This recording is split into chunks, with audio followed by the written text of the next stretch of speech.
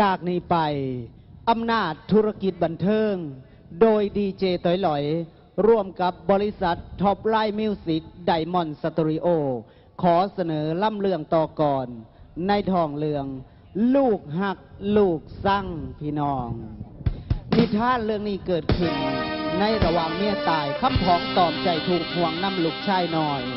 อย่างนี้ไปให้มั่นพ้นกับความจนที่เป็นอยู่ฟังเบิ่งดูพี่น้องคำพ้องเจ้าสิวาใดคำพ้องรับบทโดยคุณสมศักดิ์พรมาลาพี่น้องม้วนๆขน่อย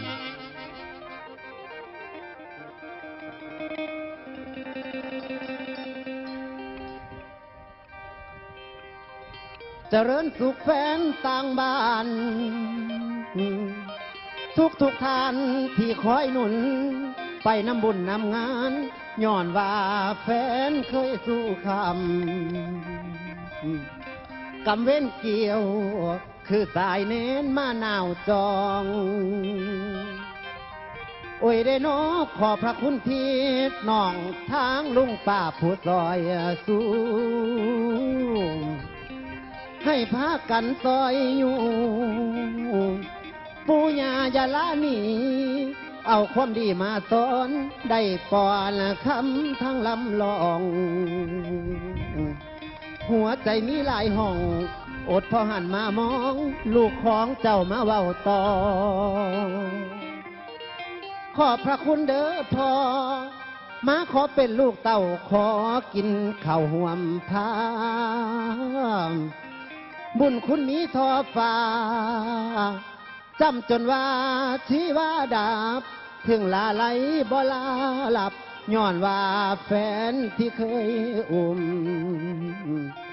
ภูมิสถานมันไกลเยินแต่หัวใจยังเวินเดินมาไกลบ่ไล่ห่างโอ้ยขอแฟนพายางไปทางใดขอความเจ้าอันแหลงเต้าสิบ่ลืม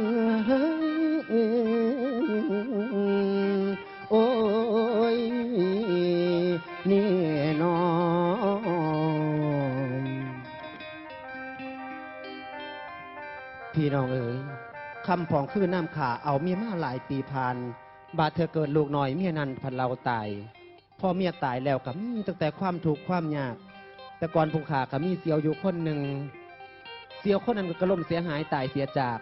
ยังเหลือแต่ลูกน้อยๆแต่คนหนึ่งก็ใหญ่เลยล่ะเขาซื้อว่าพงพันธุ์พอได้พงพันธุ์นี่แล้วเป็นครูปากครูเว้ามีอย่างกระไดพอได้ปรึกษาหารือกันแต่ตอนนี้พอนี่บอกมีเงินแล้วพอคิดว่าสิเอาลูกนี่ไปให้เอื่อยเลี้ยงหาอยู่ทั้งฟังไทยพุละพงพันธุ์สิวาจังใดถ้าพอว่าจังสันพงพันกับบริกินบริการอย่างพอครับตั้งแต่พอเลี้ยงดูพงพันกับน้องคำลามากกระตังแต่แบบเบามาจนเสมอนี่พงพันระลึกถึงบุญคุณของพอเสมอครับบอกเป็นยันดอกลูกหลาพ่อคิดว่าเจ้าเป็นลูกของพ่อแต่ว่าตอนนี้นั่นพอสิไปฟังไทยสิไปน้ำพอบอหรือว่าสิอยู่ดูแลกิจการทั้งนี้ให้พ่อนะเอาน้องไปฝากแต่เมืองไทยสาส่วนพงพันนะจะคอยดูแลกิจการทนิทาพอแล้วก็ดูแลน้องคำลาครับขันว่าจังสันพอก็สบายใจไปถอดเฝ้าผ้ากันไปถอดพระพายพมลมตองละอองไอไปเท่าทวน10 นิ้วยกขึ้นเหนือหัวบูชาแฟนทุกทานหวานล้อมอยู่ซ้อมกลางวงแขนโอบอ้อมถนอมแอบอิงแฝงกระจกแง่เงาเต็มกาดส่วนเล็มซิมไว้ปอเคยไหลลืมทิมสนิมไหนอันใสมอนสถาพรแด่ทุกท่านผู้วานล้อมซอยแลงอุปมาคือดังแง่ที่ซ่อนอยู่ในหูโกนหากมีโพนหูแฝงกะดวนแย้งลงพื้นขณะยืนหยัดยังประทังตนหากสนแวมเชิญทุกท่านลำแลชมนิทานกันเรื่องนี้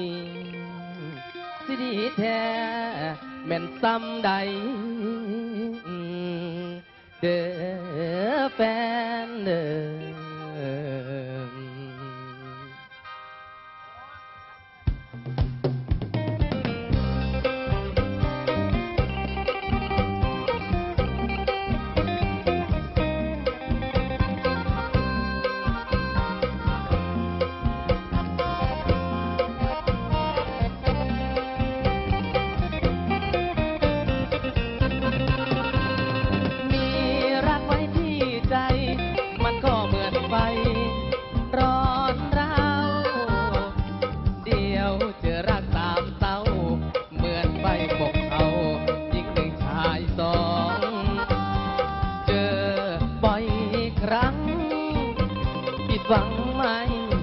จะลอง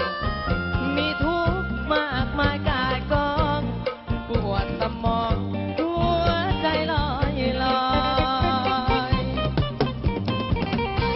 จนเป็นละคนมีปมด้อยจนเป็นละคนมีปมด้อยใจลอยคือเมฆไหลลองเคยร้องให้เจ็บปวดรวดร้าวมาแล้วพี่ได้จำจุดทำจุดรักคนเป็นจะไม่รักกินได้นอกจากแม่ฉันสระอยู่อย่างทุกวันดีขึ้นเหมือนกันวันนิดวันหน่อยไม่เป็นนกน้อยในกรงของใครความรักฉันทานเขาวัดมาแล้วหัวใจแต่แล้วก็ต้องผ่านไปรอบหญิงชายผู้นั้นที่เขาขาดใจทุกวันฉันไม่มีใครเป็นนายบังคับบัญชาไปใส่บ่มีไฟไปใส่ละบ่มีไฟไปคล้องไปเอิ้นคือเก่าพอเราก็ไปนั่งต้นเราโอ้ยเมาแล้วก็แม่นนอนรอดตามมาเมื่อใจความรักเป็นไงไม่อยากจะรู้ศัตรีนั้นคือศัตรูฉะนั้นจะอยู่เป็นเสรีจะใช้สมองที่มีทุกวันทุกวี่ทำมาหากินช่วยแม่พลิกฟื้นพื้นดินให้เป็นพื้นดินทองไม่มองหัวใจเป็นอิสระชายคนนี้นะเบื้องหลังเบื้องหน้าไม่มีจะเมาจะแอนก็ยังมองโลกแง่ดีหัวใจไม่มีราคีเหมือนกับผู้หญิงบางคน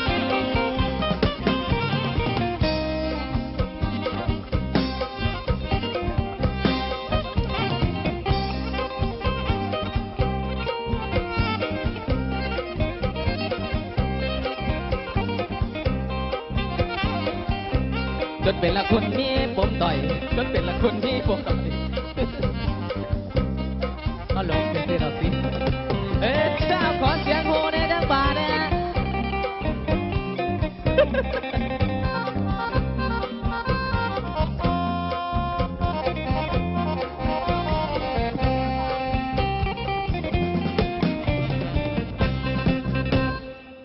ณบ้านหลังใหญ่ของแม่กองทองพี่น้องฉากนี้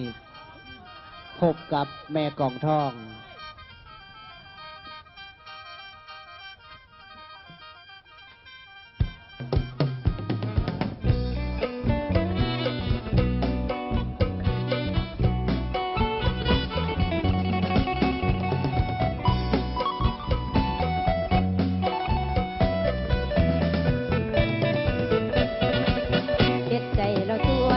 มีผัวมักหลอก24 นอเป็นลองเป็นล้อเป็นลายมองงานบุญงานบวชงานราชงานหลวงไปสอดส่องให้บ้านยกย่องว่าเป็นคนของประชาชนเรื่องง่ายเรื่องดาจนเมื่อยจนล้าข้างกระต่ายบ่เอาใจเดินกับไปบ่กัดกองเวลาเข้าบ้านเก่าก็คือตี 1 ตี 2และนำพี่น้องย้อนเป็นคนของประชาชนยามเลือกผู้แทนเป็นหัวคะแนนให้เบิดสุภาพงานดีซุ่มเพื่อนเพิ่นฝากเข้าใจเสกคักบ้านเรียกเจ้าของขับรถไกลหน้าบ้านมีแตรติดให้ลูกเมียซองและนำพี่น้องย้อนเป็นคนของประชาชนสามีชาวบ้านคือสามีฉันที่บ่นอ24 นอก็บ้านเฉพาะยามคัดกรองรถเมียดาวให้เสียงหวดแป้ตายถือเพื่อนยึดครองยิ้มหลายพี่น้องยิ้มให้บนกองประชาชน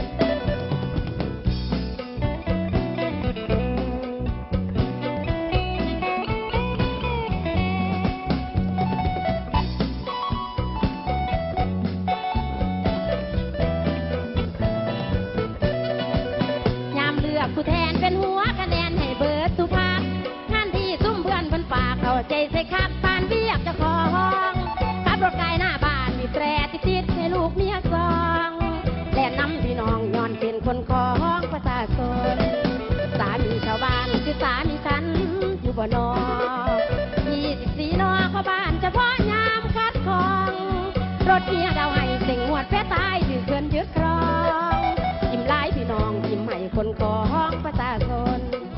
ยืงหลายพี่น้องยืงให้คนของประชาชน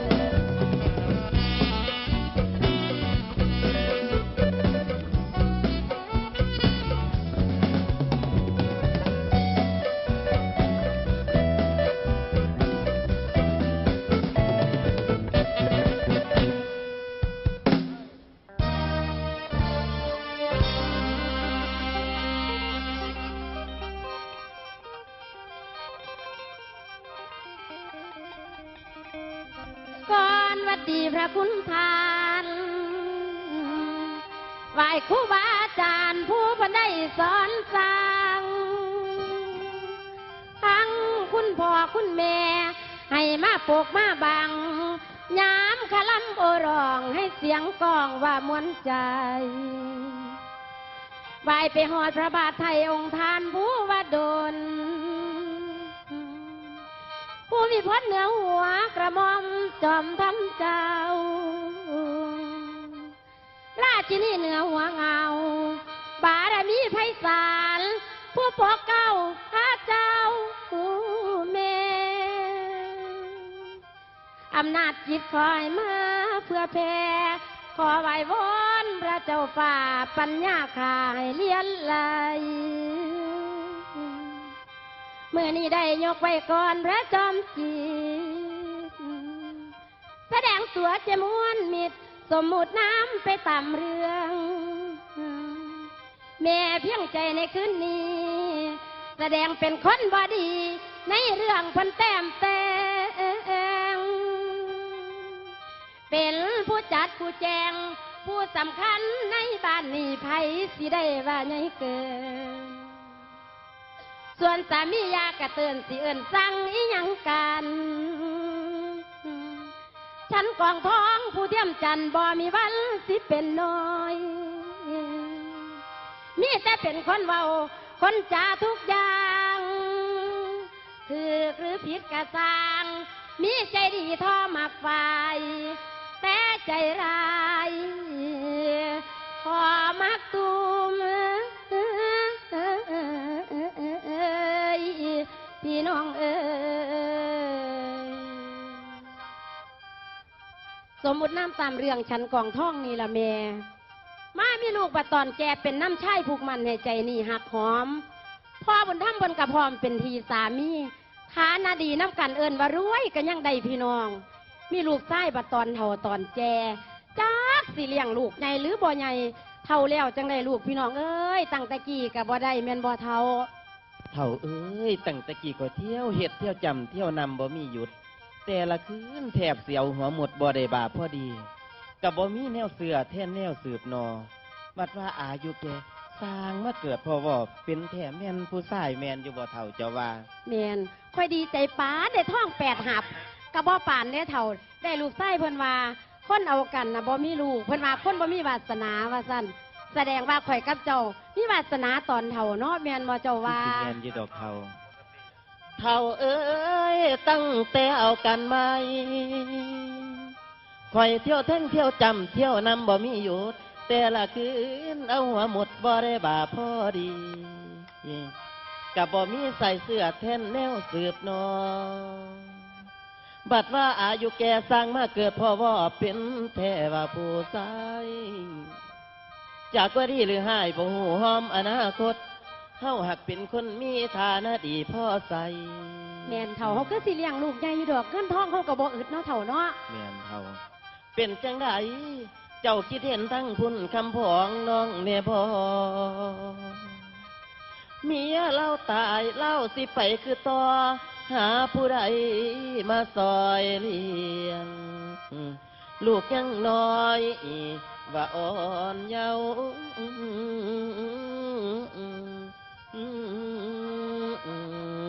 นี่น้องก็เพื่อนลูกเพื่อนเต่าคอยก็คิดเห็นตั้งแต่หน้าคำพองนั่นแล้วเนี่ยเราตายแม่ไม่จ้าเราเสียจังไหนจังสีเลี้ยงลูกใหญ่เวลาคืดรีดตัวเล่าสนดอกเมฆกองท่องข่อยก็คิดคือกันนั่นล่ะเท่าเพราะว่าเมียมันตายแม่นบ่ มันก็เป็นผู้ชายเฮ็ดจังไดมันสิมีจูมีนมให้กินพ่อก็คิดฮอดอยู่ว่าน้องชายข่อยมันสิเลี้ยงลูกใหญ่บ่วันนี้ล่ะข่อยว่า โอ้ยอีกี่กับอีลิลลี่ก็จ้าว่าเอาลูกเข้าไปไว้ใส่เนาะ ลูกผู้ใดให้บาดนี่ เอาสิแม่ลูกเข้าไปตัวไหนอยู่นี่เนาะหยังจี้หยังจี้หยังจี้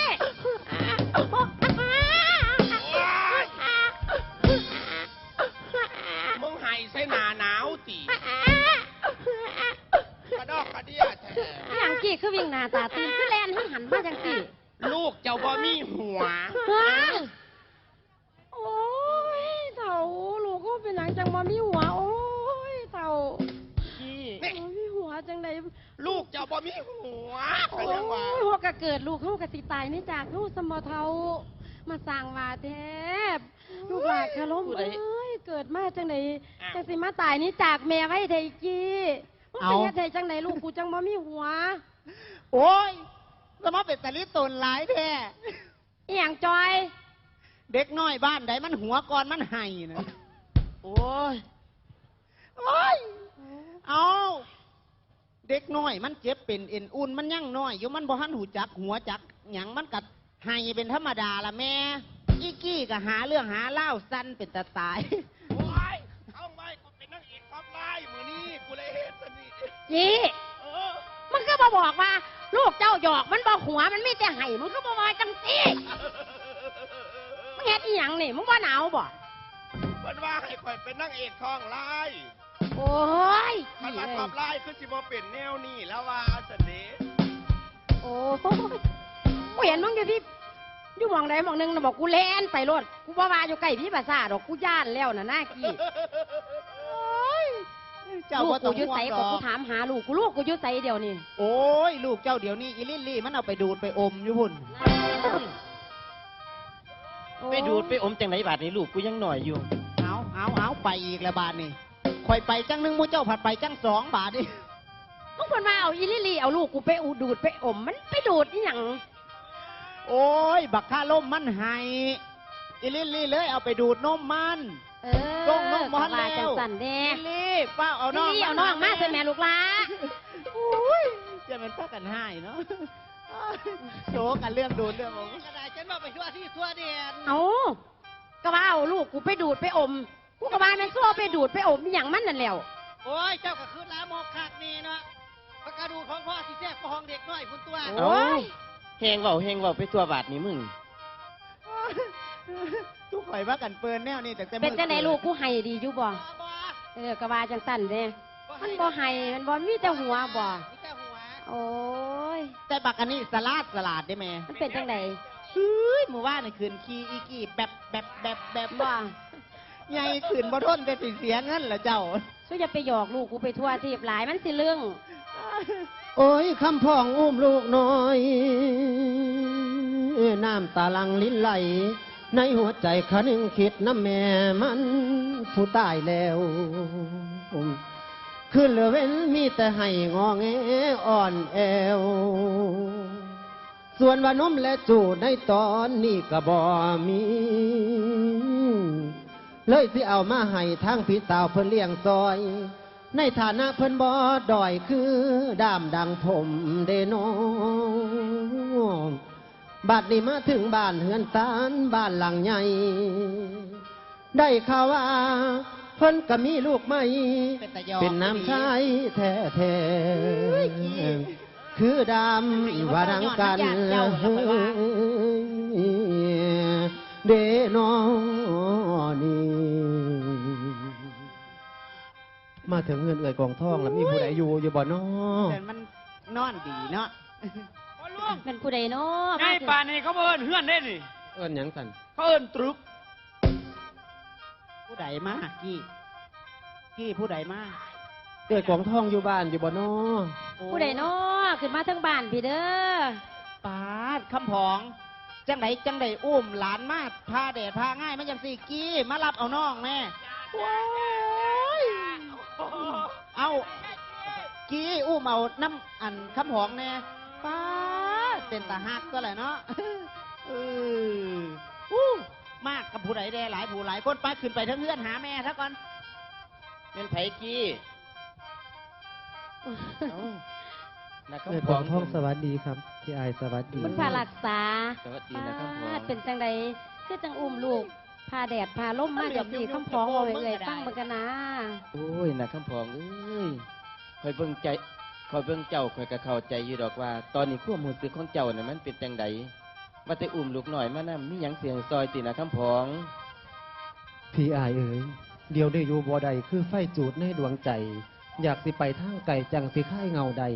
เลยได้เอาบุตรตาหลาบาข้านมาฝาก ให้พี่อายซอยเลี้ยงตอนนี้สิว่าใดพอซอยผมใดบ่ผมบ่มีทางเพิงผ้าอาศัยแล้วเด้ โอ้ยนะคำพ้องเอ้ยพี่กันน้องกันมันถิ่มกันยากตัวข่อยว่า ว่าแต่ทางข่อยนี่บ่ว่าหยังดอก แล้วแต่เอื้อยเจ้าโลด ให้ถามกันเอาโลดกับเอื้อยเจ้าน่ะข่อยบ่ว่าหยังดอก เอาเว้าให้ฟังเบิ่งผู้เจ้าเป็นเอื้อยเขานั่น ฟังคำพองน้องชายเบามาเป็นตาหนานาย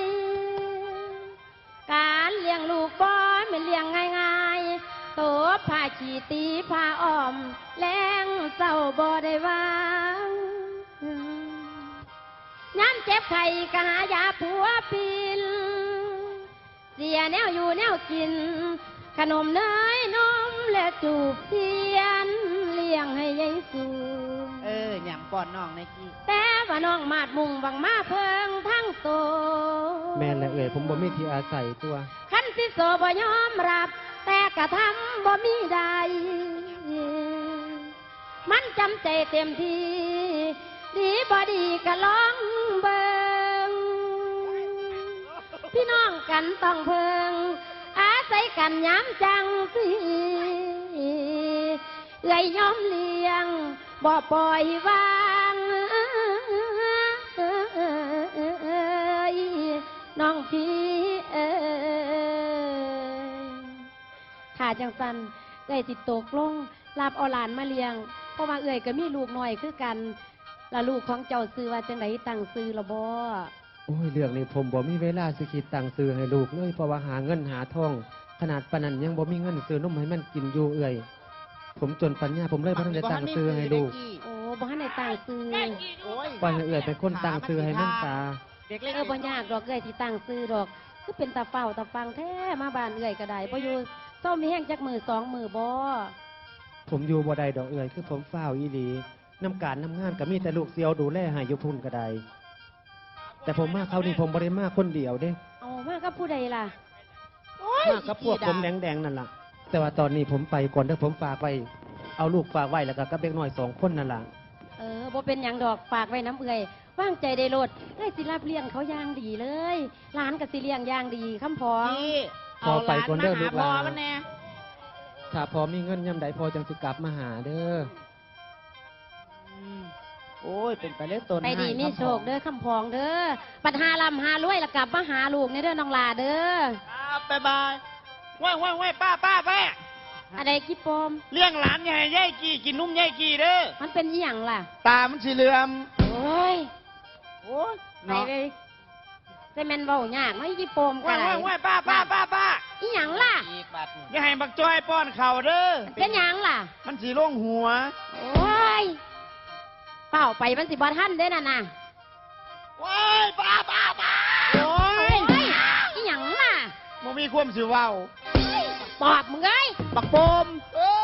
มึงไปน้ำพีน้ำทางมึงอย่าไปหาซองสางเด้อ มันเป็นยัง รถสิต มันตำมองใดวะ ำมาบาดนี้คนสวยเอ้ยตาหักนี่เนาะ เอาจังสิให้หมูเจ้าไปอยู่บ้านหลังสวน ผู้ใดเท้า อะโอลี่กับหมานี่ เอ้าอีโอลี่นี่ไปอยู่บ้านหลังสวน เออ แต่อีหมานี่ไปอยู่คอกม้าเด้อกระเทยหายังมาคือม้าตายเพีย ไปถามในยายน้องเจ้า โอ้ย น้องเจ้าวันนี้เพื่อตอดปัวแต่ หักแขวแล้วเรียบร้อยให้ไปอยู่ไก่อยู่กวางแท้ เอาบ่ได้ให้ไปอยู่กวาง ไปอยู่เฮือนหลังสวน โอ้โหอยู่แต่ว่ามันอยู่ไก่ โอ้ยเปล่าไปเถอะ ไก่อยู่ดอก หมดแล้ว อุ้ยยังมาเถียงกูอยู่สิมาอยู่บ้านกูยังเถียงกูอยู่บ่ วาย โอ้ยจอย เป็นตาหัวต้นไม่บ่เปียกแท้ แม่ ฮะ ว่าเป็นหยังดอกให้มันเป่งใส่เอา เดี๋ยวนี้ซื้อลูกคำผองกับบ้านได้ตั้งเด้แม่ เบิ่งกูสิตั้งซื้อเด้อลูกไส้กูซื้อว่าค่าล่มแม่นบ่ บักท่าลม บ้านนี้ร้านกูผู้เขาเอามาฝากลูกบักคำพองเนี่ยซื้อว่าบุญถมซะกูว่า คล้องกัน มันจัง ดีๆ โคงกัน เออ ค่าล่มบุญถมกูสิบอก การเลี้ยงลูกกับหลานกูนั่น โอ้ ไอ้สู้เจือเด้อ แบบไหน เลี้ยงลูกกูเนี่ยมันกินหลาย โอ้ ๆให้กินอ้วน ให้มันกินหลายๆให้มันอ้วนคือลิลี่ผู้เลี้ยงมันนี่ โอ้ย เป็นตะขี่กองใหญ่แท้ แต่ว่าบักบุญถมนี่ ให้มันกินหน่อยๆเพราะมันบ่ตายนี่มึงเข้าใจบ่ โอ้ย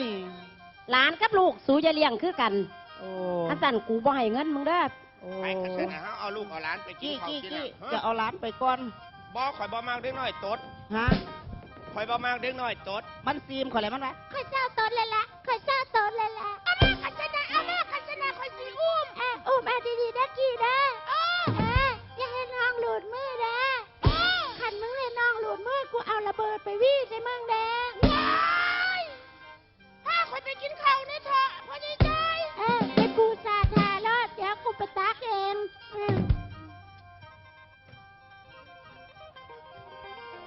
บ่ละผวนเสียสิ้นลงโตคือว่า บัดนี้มาเข้าท่าผู้เฒ่าเลี้ยงลูกน้อย สมัยนี้ก็ดังกันเดโน บ่แตกต่างหรอกพ่อ พ่อแม่ของมันนั่นทิมลูกไว้ไปน้ำกัน ทำงานจ้างบ่กาบตาว บางคนหอดบ่เอาทั้งข้าวกับบ่หูนุ่มจู่บ่ทรงหา พอกับแม่แทบเกิดบ้า เลี้ยงหลานอ่อนนอนอุกเลี้ยงลูกมาก็ทนทุกข์กับบ่พ่อผัดหลานเพิ่ม เติมความเข็มขันเอาไว้อีกค่อยฟังไปอีกฉากใหม่ ท่านไผเอาใจใส่อุท่าหอนตอนบรรทายยังสิได้ไต่ตองระว่างเอื่อยและน้องไผสิเด่นเห็นจริง ลูกในคิงสลับกัน แม่นไผบ่ทัน ขารกขอร้อง ขารกขอร้อง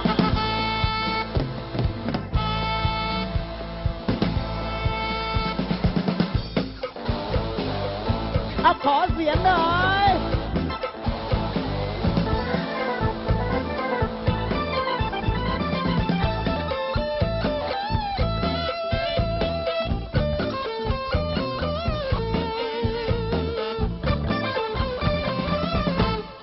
วอนวอนผู้ใหญ่บ้านกรรมการจัดงานทุกคนหารบคนจน วอนทุกคนโปรดจงรับฟัง ด้วยที่กระแสข่าวว่าบุญผ่าป้าพินาจ้างหนังเพราะกรรมการทันสั่งพวกสีกันมางานบ้านไรวอนกรรมการให้สงสารหารบจนถ้าท่านจ้างภาพยนตร์เข้าสิมนต์สิริอยู่ใจกรุงพระบางเทพเขากะคงสิบ่พอใจ ขอร้องน้อพ่อผู้ใหญ่ไปจ้างหมอลำมางันคือเก่า ขอร้องน้อพ่อผู้ใหญ่ไปจ้างหมอลำมางันคือเก่า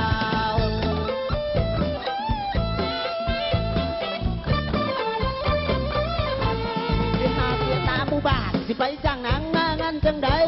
บ้านอื่นเขาก็ยังจ้างได้บ้านเฮาบ้านใหญ่อายไทยบ้านเขา ผมบ่มั่วหน้าหันดอกขอลำเรื่องออกหมู่ผมก็เศร้าย่ามเตยลุกเป็นน้ำเขาแล้วกะนอนเมาต่อหน้าเวทีบ่เสือขับโมน้องๆก็ลองไปจ้างหนังมาเบิ่งตีเจ้าบ้านละเห็นเน้นที่สิพากันปล่อยหมู่เจ้าจ้อยตายขาร็อกขอร้องเห็นใจน้องๆพอผู้ใหญ่สุมักตีให้มันตีกันตายสุมักตีให้มันตีกันตายคุกบ่ได้มีไว้สำหรับขังหมาเด้อพอใหญ่เด้อ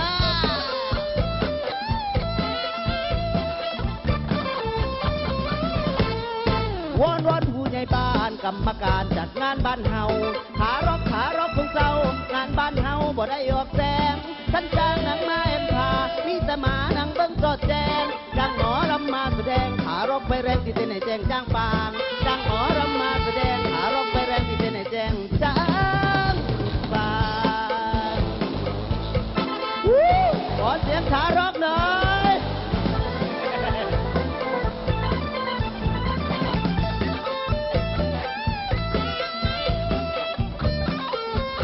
ข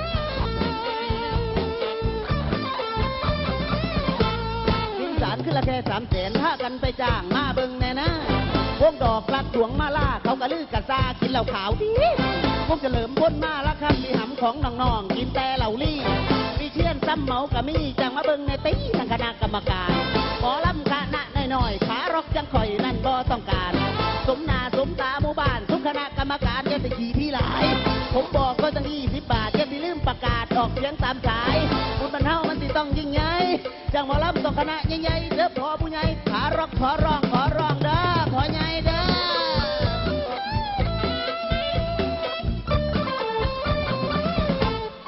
วอนผู้ใหญ่บ้านกรรมการจากงานบ้านเฮาขาร็อกของเจ้างานบ้านเฮาบ่ได้ออกแรงท่านจ้างหนังมาแอมพานี่แต่มานังเบิ้งสอดแจงจ้างหมอลำมาแสดงขาร็อกไปแรงที่เป็นไหนแจงจ้างปางจ้างหมอลำมาแสดงขาร็อกไปแรงที่เป็นไหนแจงจ้างปาง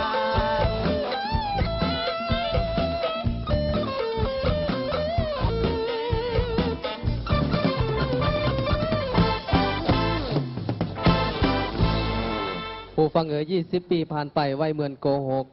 บุญถมข้าร่มทั้งสองท่าวเจริญวัยใหญ่เป็นหนุ่มแม่กองทองผู้หักตุ่มเพี้ยนเลี้ยงเป็นคู่กันฉากนี้นั้นหันมากล่าวทางบุญถมทางข้าร่มออกต่อเติมเสริมเรื่องศักดาพรมาลารับบทเป็นบุญถมวิทยาพรมาลารับบทเป็นข้าร่มในนิทานเรื่องลูกหักลูกสั่งสำนักงานอำนาจธุรกิจบันเทิงสร้างสรรค์ผลงาน ดอกรักบันเทิงศิลป์จัดเสนอมันม้วนต่อผู้ข่า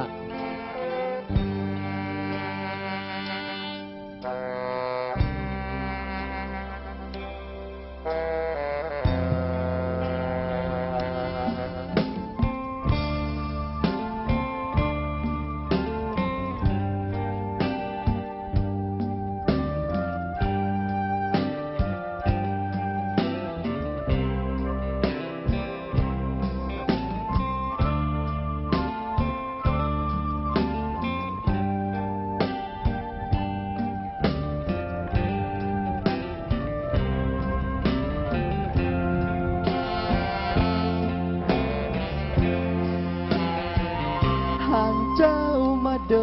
นห่างคนฮักดังดวงใจห่างเจ้ามาแสนไกลดวงใจอ้ายคร่ำครวญหาสิอยู่จุงใดสิเป็นจุงใดกันโนกันดาสิลืมอ้ายบ่โนลาคือทอดหนักดาคือทอดอย่างเองมีภัยบ้ามองมาคองแวะเวียนเจ้าบองมีภัยมาสู่ขอตกลงกับเขาบ่แดงเขาสิฮักจริงบอกหลอกบอกกลิ้งจึงบอกคำแทงเท่าเศษเสี้ยวหัวใจแหวงหัวใจฮักเจ้าบ่ไหวชีพสลายหัวใจบอกลายฮักนางแม้กายอ้ายสิไว้วางฮักนางบ่มีเสื่อมคลายอุกใจเทโนมันท้อทุรนทุรายอยากคืนเมื่อหา3 ใบที่คืนไปฮักควันแก้วตาฝากฟ้า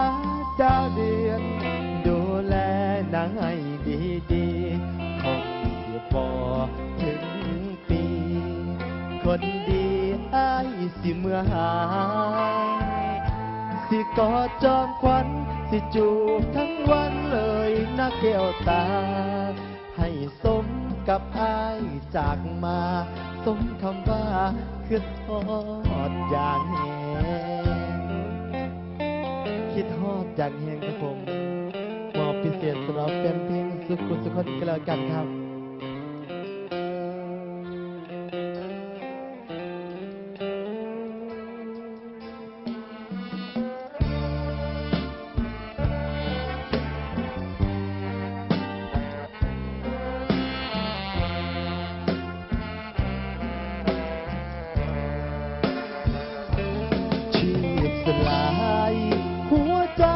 บอกลายฮักนางแม้กายอ้ายสิไว้วา อมคลายอุกใจเทโนมันท้อทุรนทุรายอยากขึ้นเมื่อหาตามใบสิขึ้นไปหับฝันแก้วตาฝากฟ้าดาวเดือนดูแลนางให้ดีๆคงอยู่บอกถึงปีคนดีอ้ายสิเมื่อหาสิกอดจอมขวัญสิจูบทั้งวันเลยนะแก้วตาให้สมกับอ้ายจากมาสมคำว่าคือทอดจานแห